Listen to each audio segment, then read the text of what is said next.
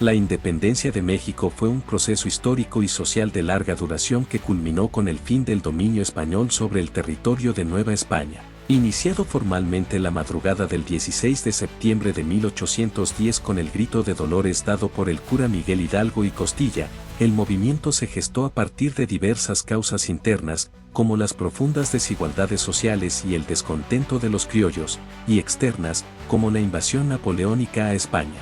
Tras más de una década de lucha armada y la participación de figuras clave como José María Morelos y Pavón y Vicente Guerrero, la consumación se alcanzó el 27 de septiembre de 1821 con la entrada del ejército trigarante a la Ciudad de México, proclamando así a México como una nación soberana e independiente.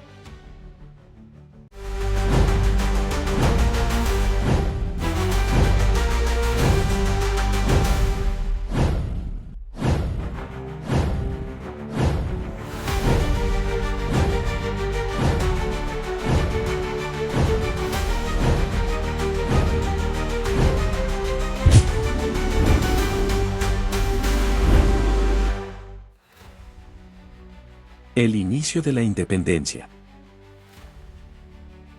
El origen y estallido del movimiento insurgente.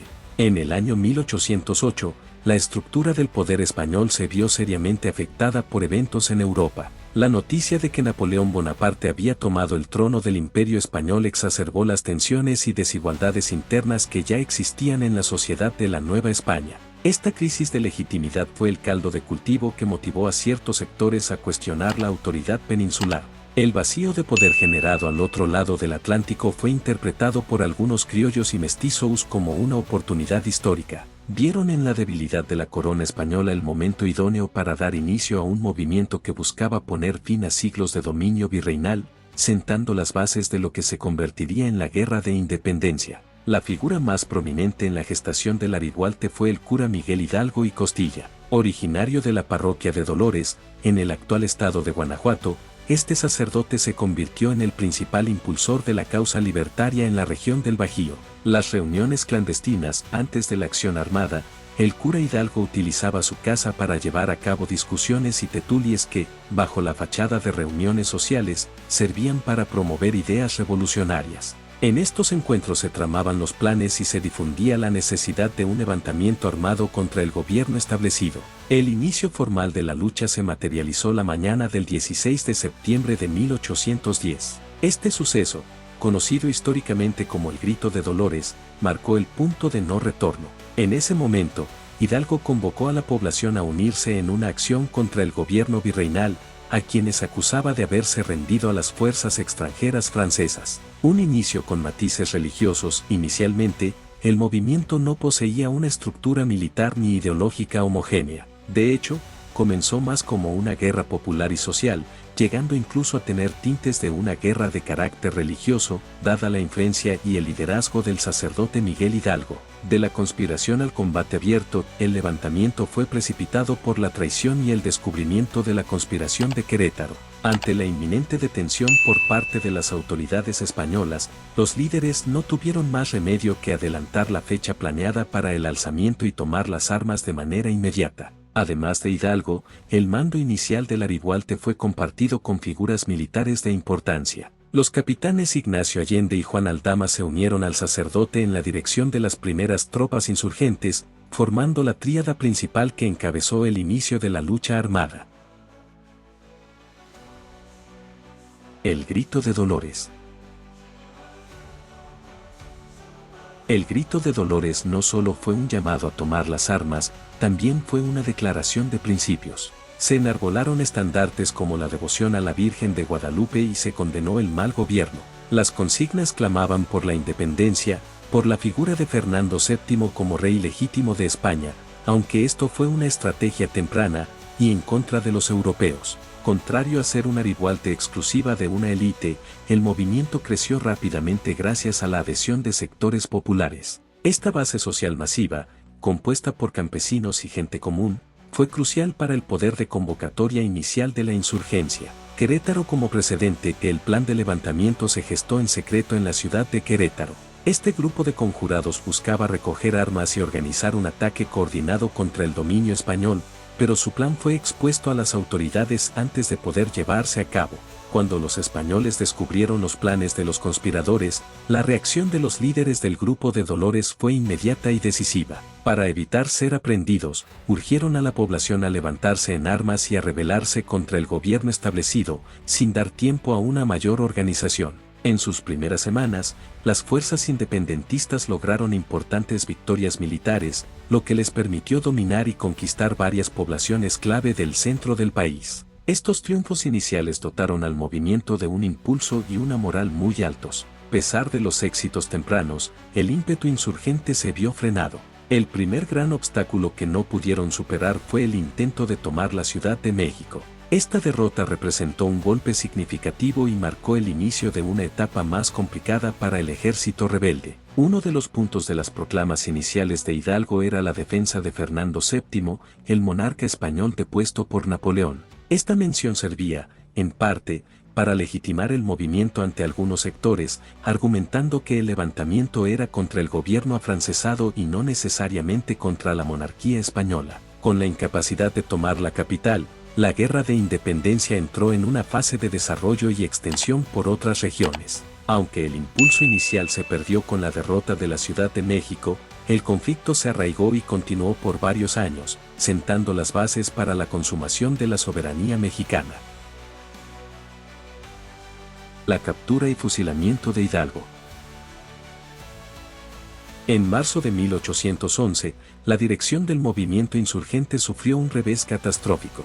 Su principal líder, el cura Miguel Hidalgo, fue capturado por las fuerzas realistas. Posteriormente, fue juzgado por la Santa Inquisición y se le dictó una sentencia de muerte por los cargos de herejía, traición y otros delitos. Tras su condena, el líder de la insurgencia fue fusilado y su cabeza fue exhibida públicamente en la ciudad de Guanajuato. Este acto brutal buscaba desmoralizar a los rebeldes y servir de advertencia a cualquier persona que considerara unirse a la causa independentista. Con la desaparición de Hidalgo, otros caudillos asumieron el liderazgo para mantener viva la rebelión.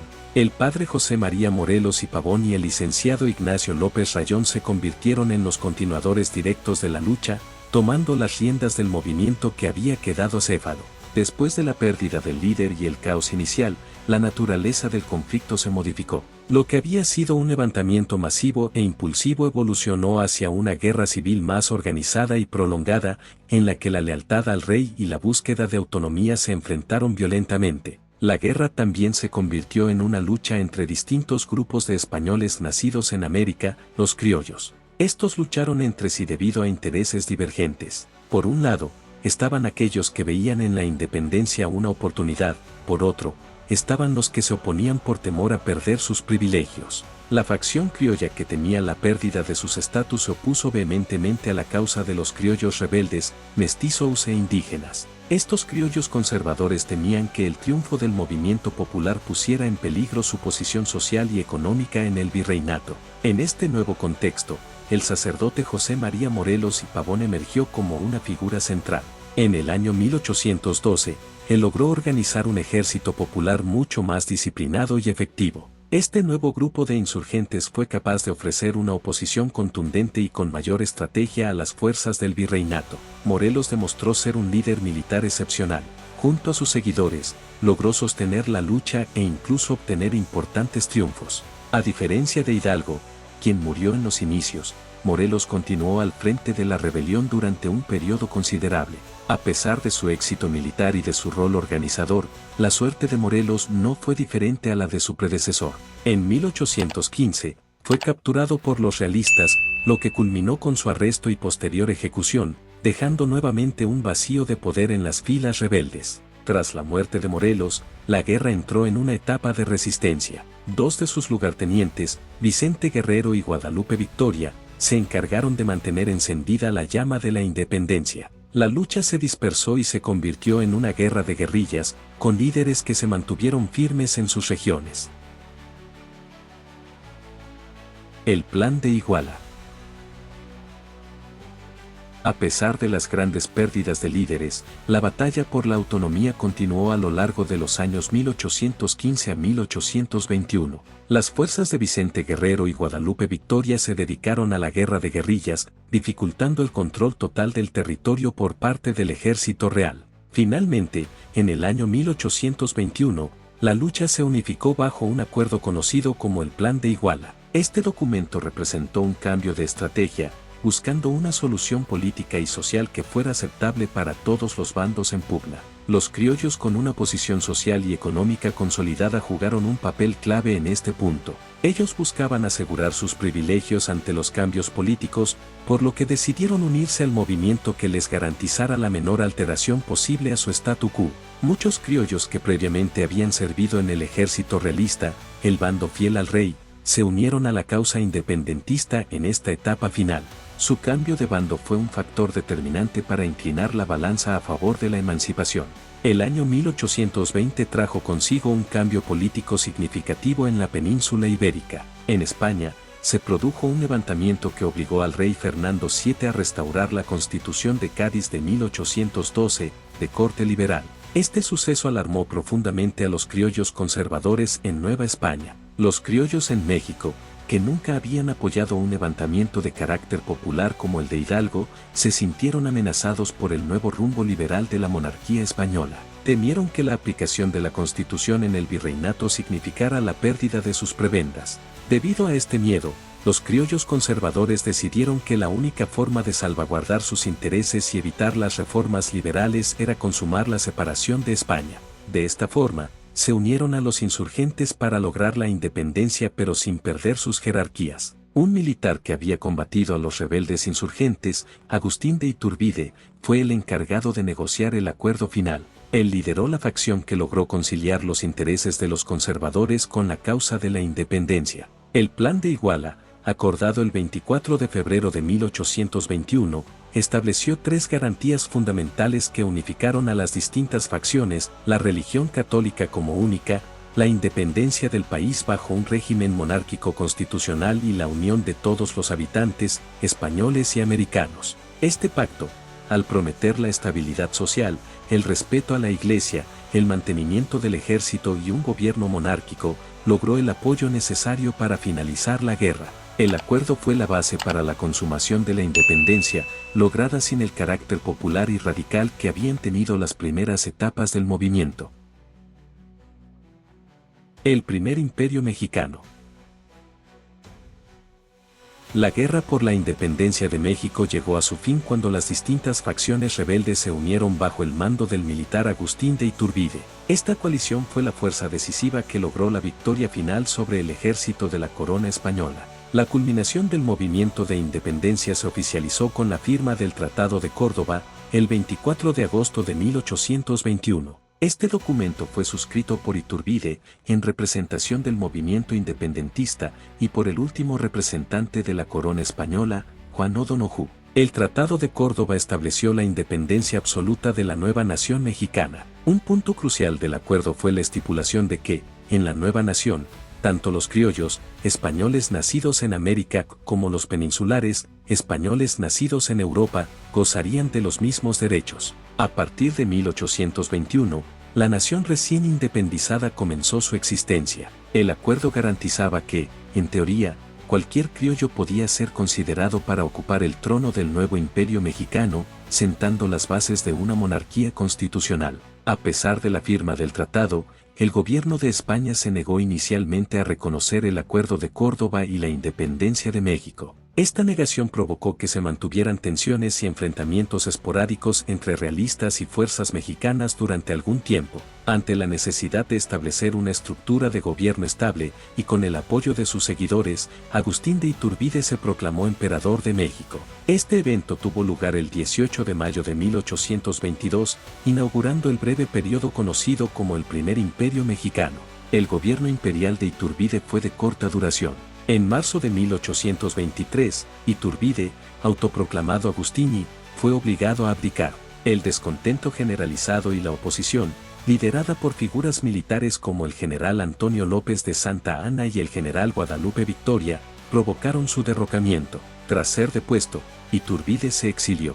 Sin embargo, en 1824, regresó a territorio mexicano, donde fue inmediatamente apresado y condenado a muerte. Su fusilamiento cerró abruptamente el capítulo del primer experimento monárquico de México. Una vez disuelto el imperio, México se constituyó como una república federal. Guadalupe Victoria, quien había sido un líder de la resistencia insurgente y un opositor de Iturbide, asumió la presidencia, siendo el primer presidente de la recién formada nación y ejerciendo el cargo durante 4 años. El general Antonio López de Santa Anna, otro de los artífices de la caída de Iturbide, comenzó a ganar prominencia. Asumió la presidencia en abril de 1833 y, a pesar de las inestabilidades, dominó la escena política del país durante las siguientes 2 décadas. Conflictos después de la independencia. La independencia no resolvió todos los problemas del país, por el contrario, desató una profunda inestabilidad política e institucional. La nueva nación carecía de una estructura de gobierno sólida y de un consenso político duradero. La inestabilidad interna hizo a México vulnerable a las ambiciones de potencias externas. Las tensiones con los Estados Unidos se intensificaron, lo que culminó en la guerra de 1846 a 1848, con consecuencias territoriales devastadoras para México. La guerra resultó en una victoria para las fuerzas norteamericanas. Este conflicto bélico forzó a México a negociar y a suscribir el Tratado de Guadalupe Hidalgo en 1848, que formalizó la cesión de una vasta porción de su territorio. Como resultado directo del tratado, México se vio obligado a ceder los territorios que hoy componen varios estados del suroeste de Estados Unidos, incluyendo la región de Texas, cuya anexión fue uno de los detonantes de la guerra. La inestabilidad continuó, y en 1861, México enfrentó una intervención militar de Francia. Este episodio fue uno de los más dramáticos del siglo XIX, llevando al establecimiento de un gobierno monárquico bajo el control europeo. El retorno a la paz y a una relativa normalidad solo fue posible hasta el ascenso del general Porfirio Díaz al poder. Este periodo de gobierno, conocido como el Porfiriato, comenzó con su primera presidencia y se caracterizó por la estabilidad. El gobierno de Díaz se caracterizó por una dictadura que restringió las libertades políticas y la democracia. Sin embargo, también se enfocó en la apertura económica del país, promoviendo la inversión extranjera y el desarrollo de la infraestructura. El enfoque económico del Porfiriato estuvo fuertemente centrado en el desarrollo del sector agrícola destinado a la exportación. Se invirtió en infraestructura, como ferrocarriles, para facilitar el transporte de los productos mexicanos a mercados internacionales. A pesar de la estabilidad y el crecimiento económico reportado, el modelo porfirista generó profundas tensiones sociales y políticas. La concentración de la riqueza en pocas manos fue una de las principales causas de la creciente desigualdad. Alrededor de 1910, la sociedad mexicana estaba polarizada. Las clases medias y el campesinado se sentían explotados y marginados. Este descontento acumulado se convirtió en la fuerza motriz que finalmente desató la Revolución Mexicana, un movimiento armado para derrocar al régimen de Porfirio Díaz. Si te gustan mis videos, suscríbete a mi canal de YouTube, y da like a los videos que más te gusten, y comparte mis videos con tus amigos o conocidos, que sean más de tu agrado, y activa la campanita para que YouTube te avise cada vez que suba un nuevo video.